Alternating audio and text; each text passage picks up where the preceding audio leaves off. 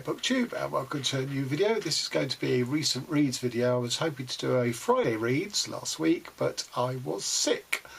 My wife had a gastric bug, which we are absolutely baffled as to how we contracted it, since we haven't been out in mixing with anybody to pass it on.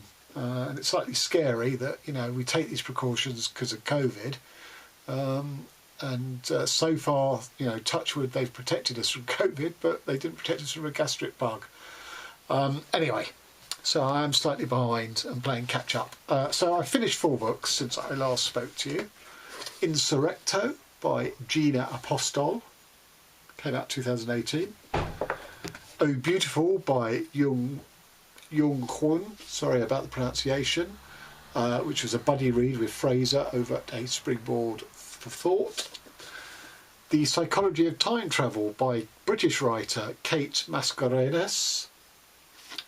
And finally some non-fiction, the 33 1/3 series on classic albums. This is Double Nickels on the Dime by the Minutemen.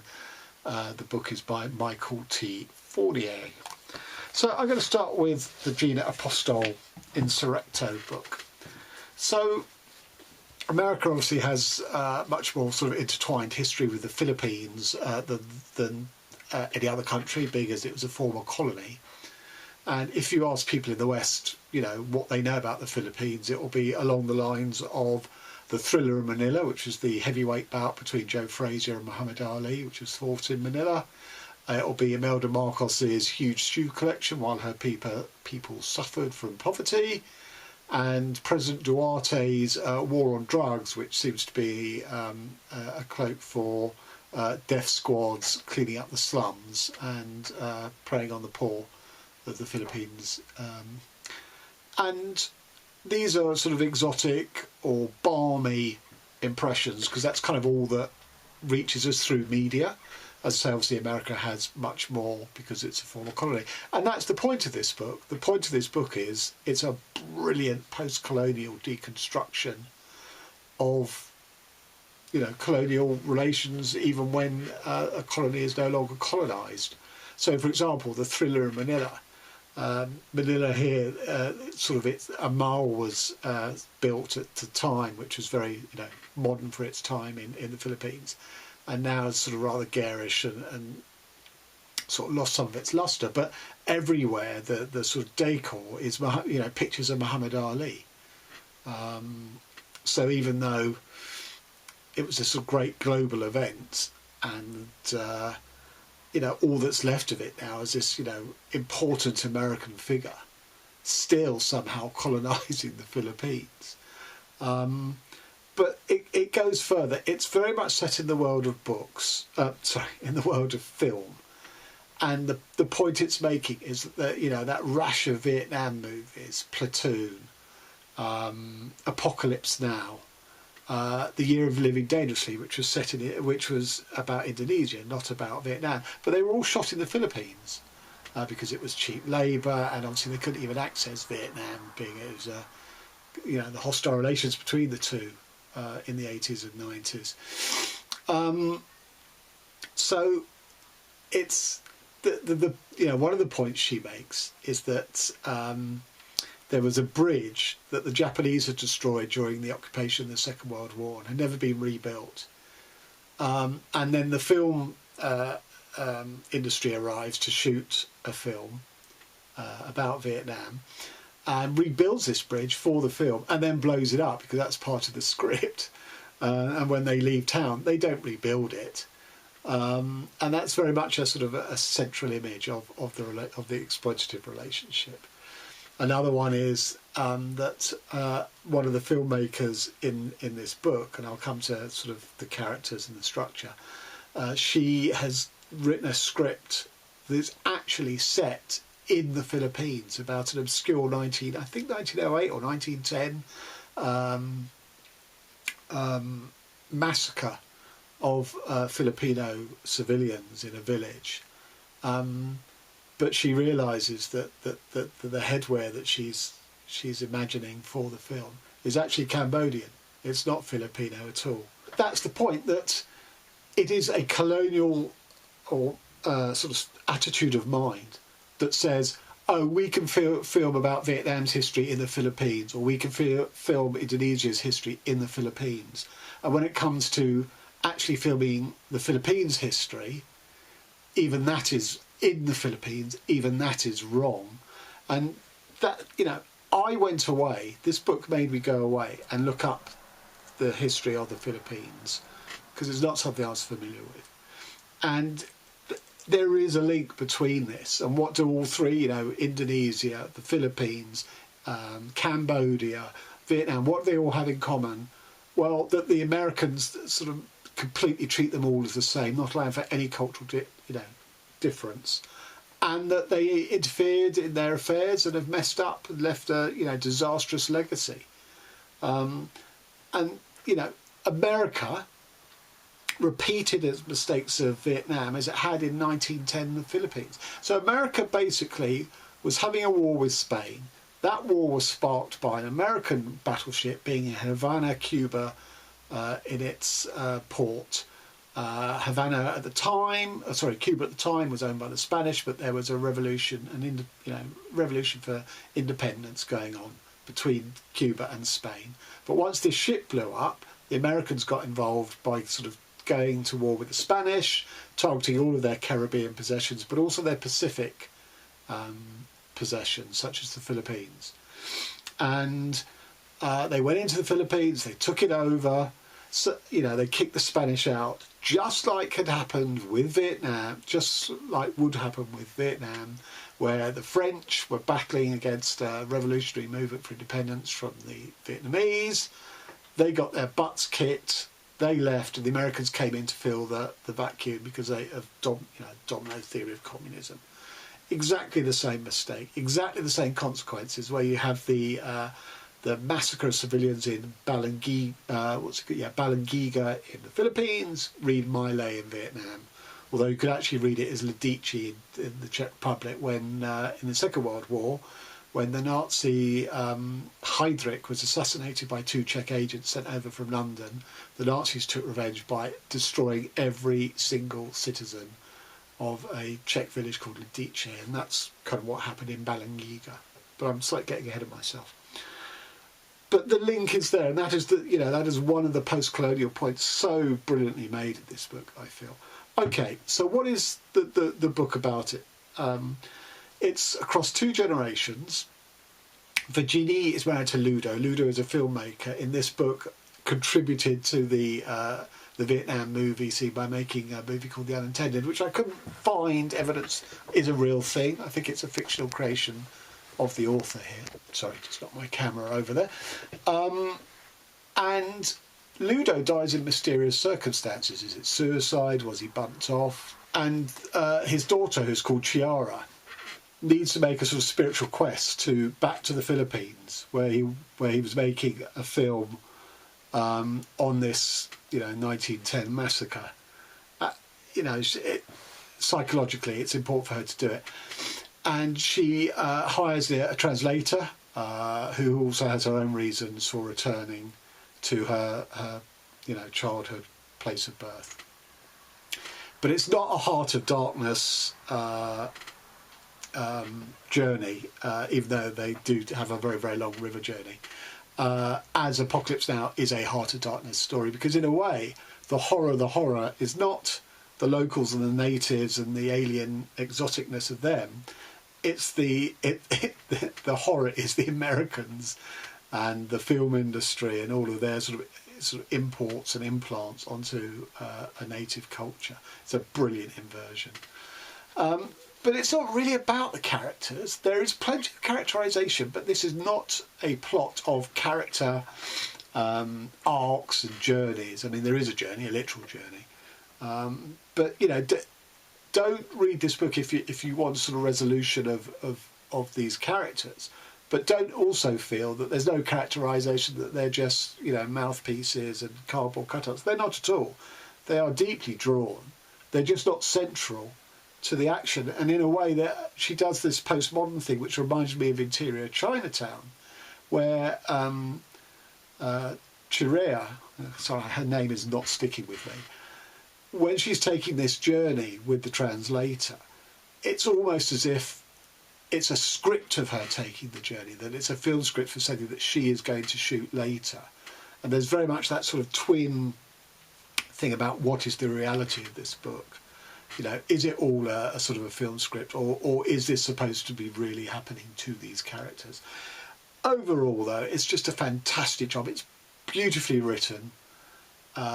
It's, you know, it's slightly postmodern in its style and sort of cultural references and stuff. But I just loved it from A to Z. You know, it's my first 5-star read of the year. I want to read everything by her. Unfortunately, her other books are quite expensive.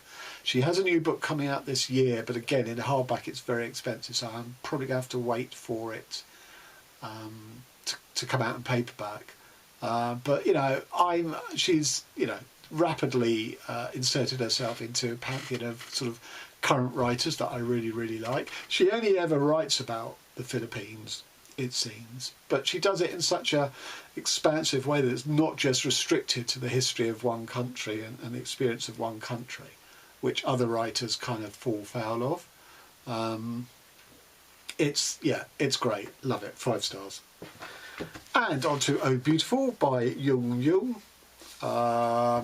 a writer from America who is Asian American of Korean extraction.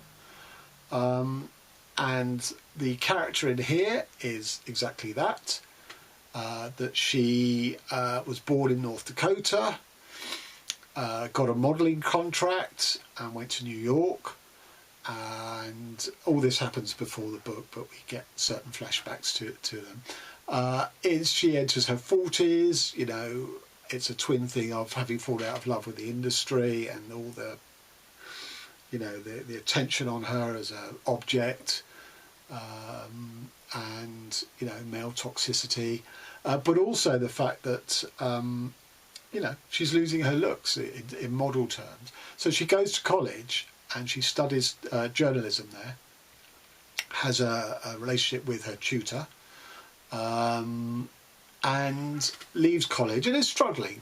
You know, people won't take her seriously, and her tutor gives her an assignment that he was supposed to have back in North Dakota. He gives it to her because that's where she's from, about the rise of oil there, fracking, and his line was going to be the clash between the old-time residents who are very resentful of the new imports who have come in.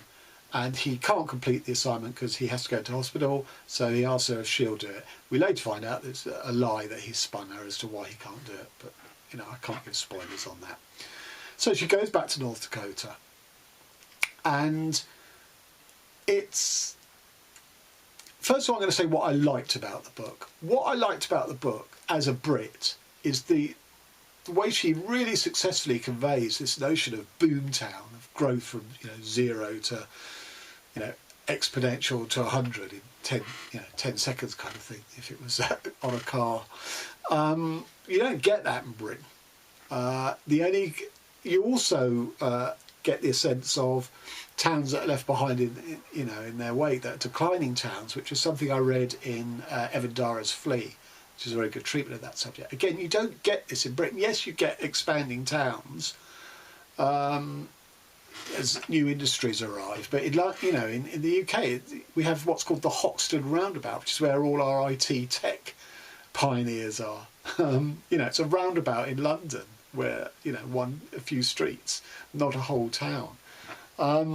America, because of its size, has both ends of the spectrum. Route 66 has ghost towns that have been abandoned on its route because the economy dried up. But obviously this is a boom town, and I thought that she did that really well, gave that impression, and how difficult the transition is, because there's no time to breathe. So it is a sudden, change for the old-time residents there. And the second one was, because there's no infrastructure has had time to develop, there's no hotel, there's not enough motel rooms, and sort of car lots are very possessive of their space and won't let outsiders just park there and sleep overnight. But there's one in the book. I think it was on the edge of the First Nation reservation, but I can't remember that. And it's described really, really well, again, of this sort of, community that has grown up overnight, literally, in this car lot, massive car lot. And the iconography of it is the same as sort of refugees from Syria in refugee camps, economic migrants, wherever they be in France or whatever, I'm trying to get into the UK. The only difference is the ones in here sleep in their sleep in their cars and RVs, whereas obviously the ones in other countries sleep in tents. That's the only difference in the iconography. But of course, they're treated very differently. Because these are American citizens here, there's no issue about sort of, the right to be in these places. They may not be liked because they're regarded as outsiders and they're bringing all sorts of crime and drunkenness and all this sort of stuff. But they're regarded with far less hostility than migrants from other countries trying to get into host nations. I found that very powerful, even if it's not sort of, overtly there. That was the image that came up to my mind, which affirmed that she'd done a really good job of conjuring up this community.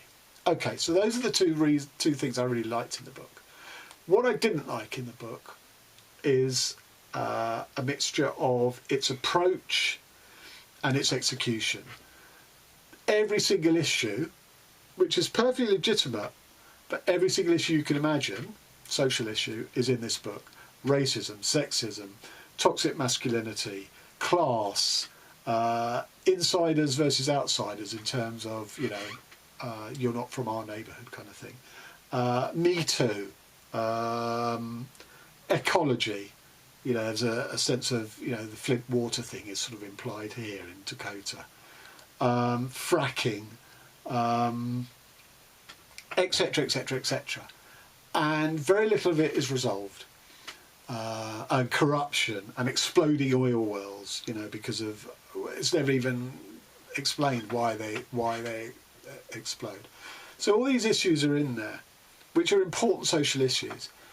And the amount of them, the only way you can deal with them is through metaphors and a literary treatment. And this author is not good enough a writer to do that, unfortunately.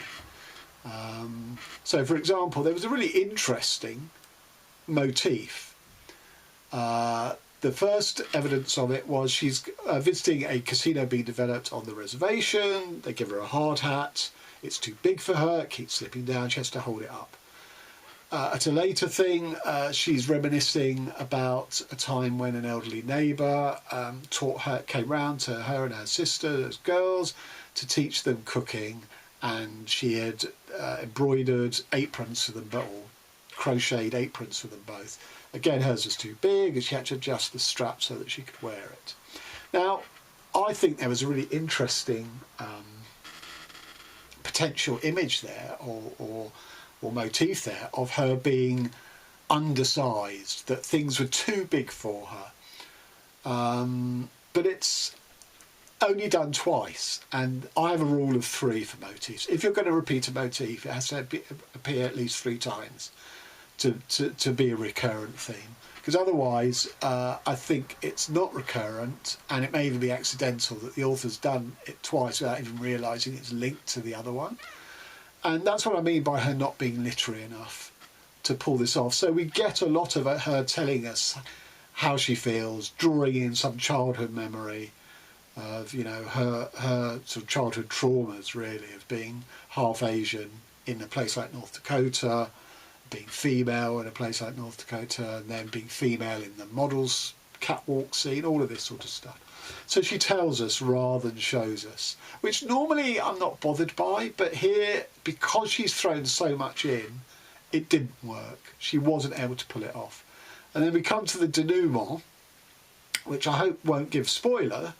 It turns out the whole novel is all about her. It's her inner journey, which is fine. And that is implicit part of the book all the way through. It's not inconsistent. It's not Deus Ex Machina, sort of just bolted on at the end. But the way it sort of works is it seemed that all the rest of the stuff, therefore, was subsidiary. All this important cultural, political, social stuff ultimately is just for her to decide on the state of her soul. And relegated its true significance.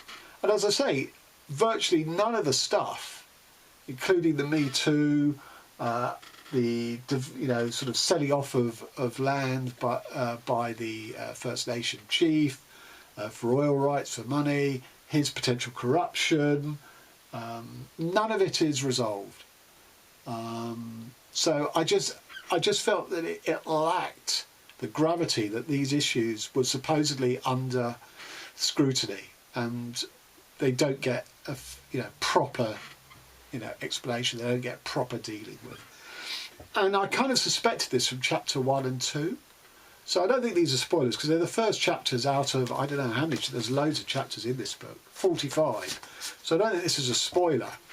In chapter 1, she's taking the flight to Dakota. It's a 2-hour flight, but she feels she needs sedative pills, which I didn't really understand for a 2-hour flight, but anyway.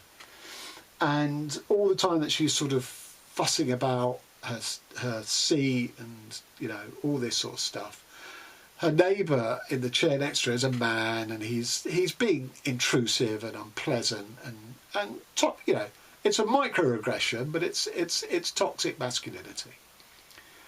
And she ends the chapter by saying, just forget about him. I'm going to go to sleep now. I'll never see him again. Straight away, that tells me, with my writer's hat on, we're going to meet this character again once she's in North Dakota. Okay, not the greatest literary sin in the world. But then we go to chapter 2.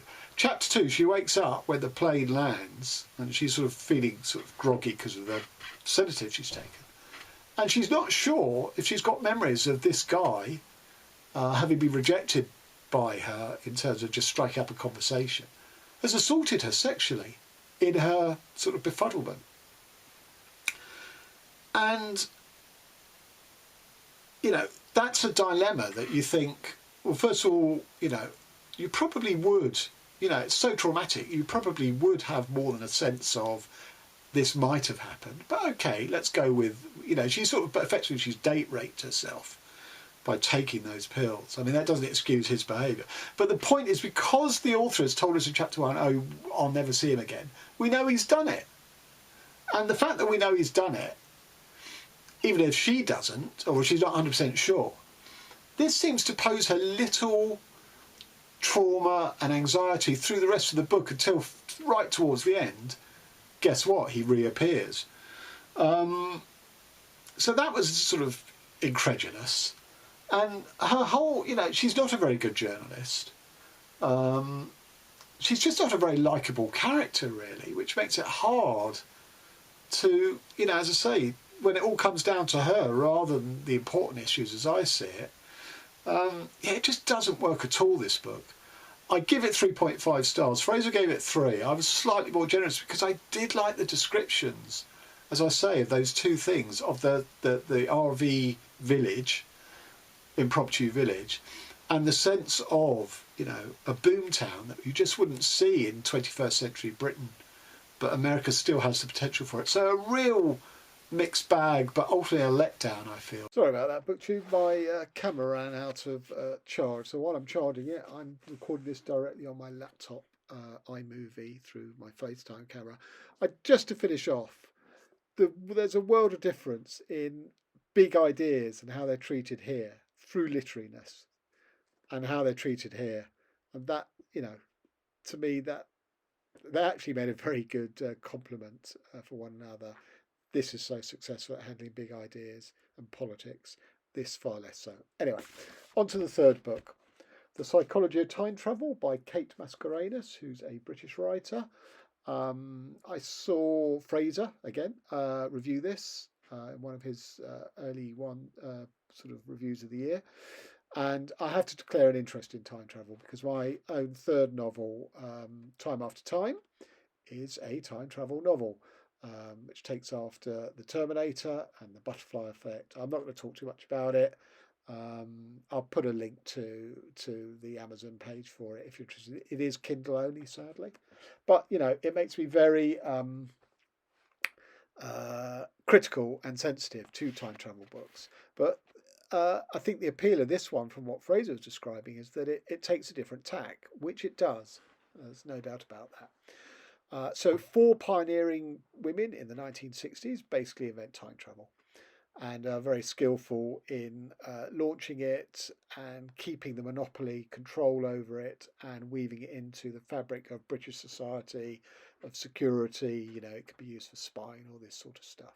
And it has its own set of rules and bylaws and its own justice system, and in a way its own police force against crimes against time. But unfortunately, one aspect of the launch live on the BBC was that one of the four who time travelled more than any of the others had some sort of mental breakdown and embarrassed them on this live transmission, and was basically punished by being kicked out and shunned, really. That's the sort of setup of it. Now, I do want you to note the title, The Psychology of Time Travel. This is not a time travel novel. This is not a plot about time travel. It is a plot about a myriad of women characters. And time travel is the fabric and the context of their various plots. But their individual plots are important in their own right, so much so that it dwarfs the time travel aspect.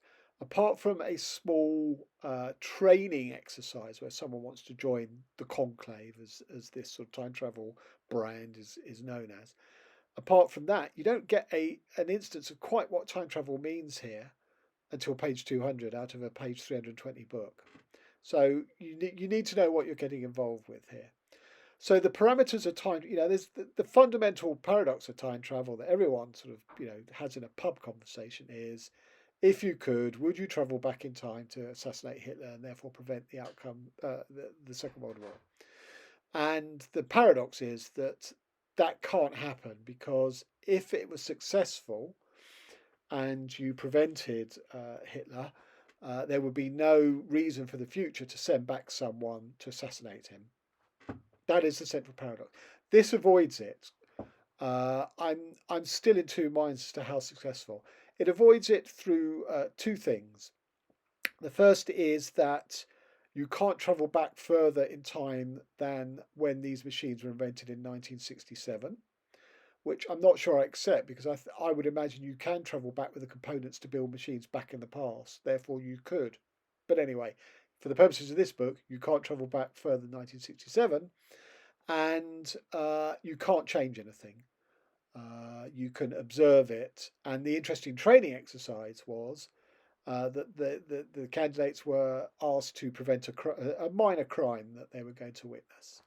And they couldn't. But one of the characters decides, okay, well, I can't prevent it, but I can jot down my observations and look for clues so that people will know who the criminal was. And I think that's an interesting take on the whole time travel thing, that you can't change anything. Now, it's called The Psychology of Time Travel because it looks at the implications on death, both bereavement and your own death. Time travelers can witness both, or they can stall bereavement because they can continue to revisit the dead person to them at earliest pre-death stages. It also looks at sex and relationships. That is the meat of this book, that all these individual plots revolve around a combination of bereavement or their own death and relationships or sex. And there is a crime at the heart of the book, which is the murder of an elderly woman in a locked room. She's been shot, but the room is locked from the inside. So who did it? That's the whodunit aspect of this, and it sort of has an impact on all the characters that it's looking at. Now, at the beginning, with these 4 pioneering women, you get the sense of this is almost feminist sci-fi, in the same way as Naomi Alderman's was. But the problem is, the same as Naomi Alderman's The Power, is that if women have the power, and time travel isn't limited to women in this book, but it's run by women. It was invented by women and it's run by women. But just as in Naomi Alderman's The Power, if women had the power that men have historically had and still have, what would it look like? Well, they'd behave just as badly as men do. And that's what happens here, because you have the emotions of revenge, You have the emotions of you have narcissism, where travellers go and have sex with their future in the future with themselves, because you've got two physical bodies to have sex. They happen to be the same person. Why would anyone want to have sex with themselves? It's pure narcissism. And you have the supposed madness of the woman right at the beginning is dwarfed by the power mania of one of the other women, who goes, and becomes a sadist, really, or a bully. So it's not very edifying. The psychology of time travel is not very edifying, and it brings out the worst in women, who behave just as badly as men have for 3,000 years, which I found as unsatisfactory as I did with Naomi Alderman's book. Now, there are some interesting things about relationships and sort of stalling bereavement and death and stuff. I'm going to read a little section about relationships.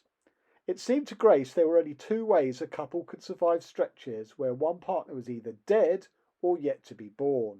That's another thing, that having sex with people by time travelling, there's an element of stalking about it. And if the person you're having sex with is not a time traveller, the consent is a bit, because you might not be having sex with that person as they really are, but a future version or a past version of them when they're at younger age and more attractive. So there are issues about that. But anyway, the first issue was to rework one's understanding of binding commitments and accept a degree of openness in long-term relationships. The second was to maintain a single partnership which admits no others even after one partner dies, because that partner continues to exist in the past and is thus still reachable. Grace lent towards the strictly monogamous fundamentalist approach. She believed this solution was both elegant and romantic, while it was theoretical. Now that reality approached, Grace was frightened. The days before time travelling, when Grace was free to fall in love with any woman or man she met, were officially over. Ruby was it. After her, there was no one else. Well, Ruby isn't a time traveller, so she's sort of stalked by Grace, because Grace is one of the original 1967 women, and she has a relationship with Ruby in 2017, when Ruby is obviously her true age because she doesn't time travel, but Grace is 50 years older than she really is, but she's travelling ahead to 2017 from much earlier when she's still got her looks. So it's a little queasy making in that sense. The other aspect is death, not bereavement so much, because I think that's the most legitimate thing, that you put off the finality of death for a loved one because you still have that, you can still visit them when they're alive. So I think that's interesting. The problem is that the owner of the conclave, or the main person of the conclave, is very worried at anyone with any kind of sort of mental trauma because of what happened to the first one in 1967. And she contracts a psychiatrist to come up with a set of questionnaires to weed out, future time travelling candidates if they have anxieties over death. And again, I think this is absolutely legitimate. But the thing is, in the back of the book as an appendix, there's a 30-page reproduction of these imaginary questionnaires. And you get more from that than you do for the treatment of these issues in the book. And that's the problem with the book. It's so sort of, there's so much plot for so many different characters that it's somehow disparate from the ideas that it's trying to convey. And as I say, it's much more effective just reading that 30-page questionnaire on religion, on ethics, on all these sorts of things. And you get a lot more from that than you do from the treatment of these big ideas. Again, a failure to deal with big ideas through fiction, through structure, through character. They're cast adrift from one another. It's a very odd book. I've never really had that. I'm not aware of a book that has that sort of caesura between its themes and ideas and how it actually delivers them. It's odd. It's odd, and it didn't work for me at all, really. Even though, again, full of potential, full of promise, interesting ideas, but didn't really deal with them. It was overwhelmed by its plot. And the murder mystery element, I guessed, although there was a slight tweak on that. I guessed who the victim was. No one knew who the victim was until page 200 something. But I knew, I guessed. So yeah, not a great success. One of the other interesting things about it is I found this inside it, which I've used as a bookmark all the way through. It is a air flight stub ticket for, I won't mention the name of the person who travelled, but they were travelling from Tehran to Istanbul. So this was obviously their plane read, which I found quite delightful. And finally, the non-fiction, Double Nickels on the Dime, which is a double album by the Minutemen from the mid-late 80s. One of my all-time favourite albums, easily gets in my top 20. Although the Minutemen are not a well-known band. Indeed, I think they were all still having to work while they had their music careers. They were cut short not by musical differences or success going to their heads or whatever. Unfortunately, the guitarist and co-lyricist died in a van crash. It was their van, but he was using it to take a trip to his in-laws. Or I don't think he was married, but in Arizona, and the axle snapped while he was on the freeway, and he died. And at the time, in the 80s, I thought he'd been assassinated by the CIA because the Minutemen were a very political group, lots of songs that were against American aggression in other countries. I since realise that this is highly unlikely for the simple reason they just weren't significant and big enough. If they were Bob Dylan or Jimi Hendrix or the Rolling Stones at their apotheosis, then yes. But we're talking about a small indie post-punk band. As I say, they've become a bit better known because of their musical legacy. They grew out of the punk movement, but they were far more than that. They were actually very hard to pigeonhole. They were sort of punk jazz. They'd use Latin rhythms. They were into bands as diverse as Van Halen, heavy rock, Blue Oyster Cult, through to Creedence Clearwater Revival, sort of hippie, 1960s. So they were really musically very, very diverse. Now, as I say, this was the third book in the series I've read, and the other two were sort of hip hop and rap albums. And a lot of those works were taken out with the social and cultural context in which they were made, which was interesting, but it meant there was less room to talk about the music. This is all about the music. Each side gets a chapter. The chapters start off with a page and a half of stuff about the band, the individual members, because each band member basically was put together a side. They've got 54 songs or whatever it is. How do you choose what order it is? So each band member chose a side, and the fourth was for the stuff that wasn't chosen by any of them. So we get a little bit on each band member, but basically the 24 pages of each chapter are given over to the music and the lyrics, which is exactly what I want. Now, it does also prove what I've always felt about music journalism is there's only so far and so many different ways you can describe guitar solos and drum fills. There is a limit, but I didn't care. I went into this book knowing that, but it's still what I wanted. Yes, those parts of it were limited. I'm not a musician. They don't speak to me in a meaningful way that I can understand and comprehend. But for me, it was important they were there. All the lyrical stuff, much more interesting. And they put these songs together, 54 songs together, in just sort of 2 recording sessions. They, incredibly fast turnover. So it wasn't like the other books I read where, these songs emerge over time and lots of happenstance, which gives the author of these books the chance to talk about, how they emerged by some sort of freaky something that went on in their hotel that they, whatever it was. These guys were working class. They treated music as a working man, and they just rolled up their sleeves, got down to business, and did it. There is an argument which I'm not 100% convinced by, that Joyce's Ulysses was an influence. It's true that the bassist read Ulysses, or had just read Ulysses when they started putting this album together. There's a track called June 16th, which is Bloomsday, but it's an instrumental. There were some lyrics which supposedly alluded to Ulysses. I can't judge because I haven't finished reading Ulysses, much to my shame. It may or may not. it's very oblique, and what I've always found is even the most literary musicians, the best read musicians, struggle to articulate what it is about literature that, and yet it enters their lyrics, you know. But for them to then talk about what the relationship is, they're often very unsuccessful. And Mike Watts, the bassist, is very unsuccessful at convincing me here that Ulysses is referred to lots of times. But I give this 5 stars because it gave me exactly what I wanted, which was some new insights into the album that I have loved for 87. Let's say it was 87 it came out, so it's 35 years now. So 5 stars. Of course, if you don't know the band, this book's going to be meaningless to you.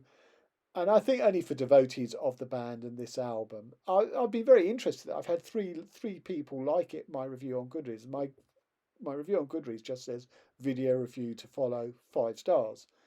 So there are Minutemen fans coming out of the woodwork on Goodreads, which I find pleasing. But anyway, yeah, 5 stars.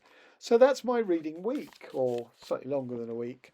I'm still buddy reading Asylum with Jason over at Old Blues Chapter and Verse, which I will wrap up in my next Friday reads. One of the worst books I've ever read, I have to say, but I'll save my powder on that one. I'm still reading In the Woods by Tanner French. I'm not sure what I'm going to read next. Possibly Sarah Gilmartin's book, The Party, or the Dinner Party. We'll see. Okay, so thanks very much. Till next time.